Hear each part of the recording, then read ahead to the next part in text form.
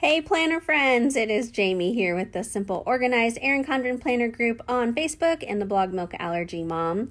I have had a blast setting up my 2020 Erin Condren Life Planner. We have done 8 videos for you guys, just explaining everything that I do to set up my planner, and hope that it will spark some discussion about how you set yours up and give you some inspiration in case you're stumped on any section of this very awesome thick planner that does take a little bit of time to set up. But once you do that, you guys, your year will be set up for a lot of success. I love my little charm here, inspire. So that is exactly what I hope to do for you guys, inspire you.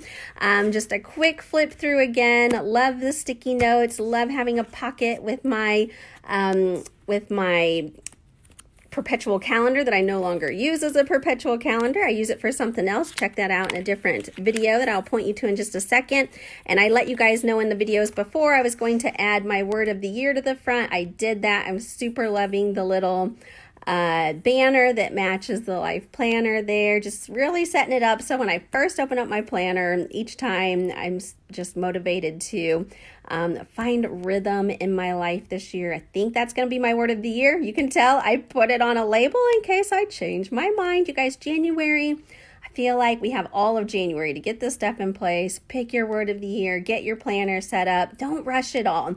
Take your time and make sure you really are getting things put together in a way that will stick for you this year, that will motivate you and encourage you to just rock your new year. So I'm going to point you guys to the other 8 videos that help you set up your planner from beginning to end. And if you have anything to contribute, I would love to hear, because you guys inspire me as well. We hope you have a happy 2020, and we will be inside the Facebook group hanging out. If you're not there, come hang out with us. We would love to see you. We'll talk to you soon, and have a great day.